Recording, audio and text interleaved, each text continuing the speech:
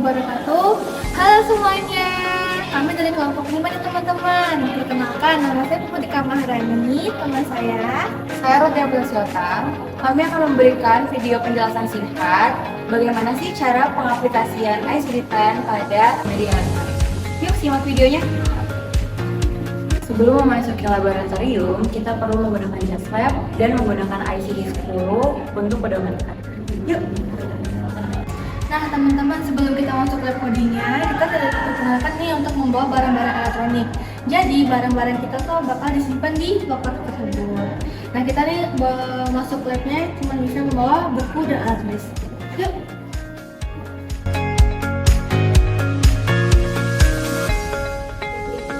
Hai teman-teman, sekarang saya akan menjelaskan mengenai ICD-10 dalam elektronik. Itu kalian bisa gunakan juga pada komputer ataupun laptop yang kalian punya. Dalam aplikasi ICD-10 Second Edition ini, dia terdapat 3 bagian. Yang pertama ada tabular list, yang kedua ada instruction manual, dan yang ketiga ada alphabetical index. Untuk pengkodean penyakit, kita bisa klik alphabetical index. Lalu kita bisa klik alphabetical index to disease and nature of injury. Nah, untuk pengkodean penyakit ini sendiri, kita mempunyai lead term, yaitu data dasar yang kita cari untuk pengkodean. Yang pertama, itu ada drug-induced obesity. Jadi kita bisa cari di obesity, yaitu di O, ke obesity, lalu ke drug-induced. Nah, bisa dilihat di situ kodenya yaitu E66.1. Di contoh penyakit kedua ada obesity unspecified. Lalu kita cari yang unspecified, yaitu ada di obesity simple E66.9. Nah yang ketiga ada estrogen excess. Untuk lead termnya ada di E, yaitu excess. Kita bisa cari excess.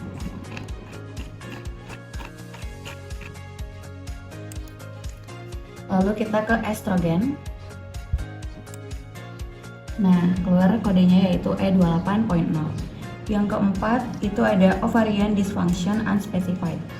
Nah, di sini lead termnya adalah dysfunction, di D. Kita ke dysfunction. Nah, lalu ke ovarian. Lalu unspecified yaitu di E28.9. Lalu yang kelima ada vitamin deficiency unspecified. Nah, kita ke defisiensi di D.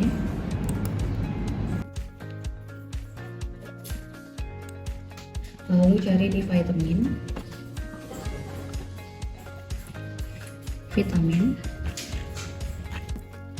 Nah, ada di vitamin multiple atau E56.9. Lalu ada di secondary lactase defisiensi, masih di defisiensi. Lalu cari lactase.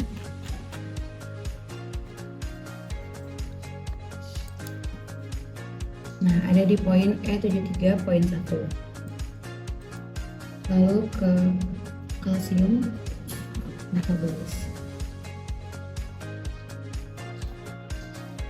Nah, kalau seperti ini kan tidak ada kalsium. Kita cari ke metabolisme. Metabolis. Lalu ke kalsium. Nah, ada di poin E83.5. Nah, itu tadi sedikit dari penggunaan pada aplikasi ICD di komputer untuk pengkodean penyakit. Semoga bermanfaat. Baik, selain petugas menggunakan sistem coding, kita juga harus tahu nih teman-teman mengenai terminologi medis. Apa sih terminologi medis? Nah, terminologi medis adalah istilah medis pada bidang kesehatan yang digunakan untuk mempermudah pada suatu diagnosa. Yuk kita simak sedikit mengenai terminologi medis pada sistem pencernaan. Yang pertama ada halitosis, yaitu bau mulut. Yang kedua celitis dan bibir. Yang ketiga dispepsia, kesulitan menelan. Yang keempat anoreksia, yaitu hilangnya selera makan. Yang kelima bulimia, yaitu makan yang sedikit. Nah, ini kan tadi mengenai terminologi medis nih teman-teman. Teman saya akan sedikit menjelaskan mengenai terminologi pada penyakit. Selain terminologi medis yang sudah teman saya sebutkan tadi, saya akan memberitahu terminologi medis tentang penyakit. Jadi yang pertama itu ada dispepsia, yaitu gangguan pada sistem pencernaan. Yang kedua ada gastroektomi, yaitu pembuangan pada lambung. Yang ketiga ada kolektomi, yaitu pembuangan pada kolon.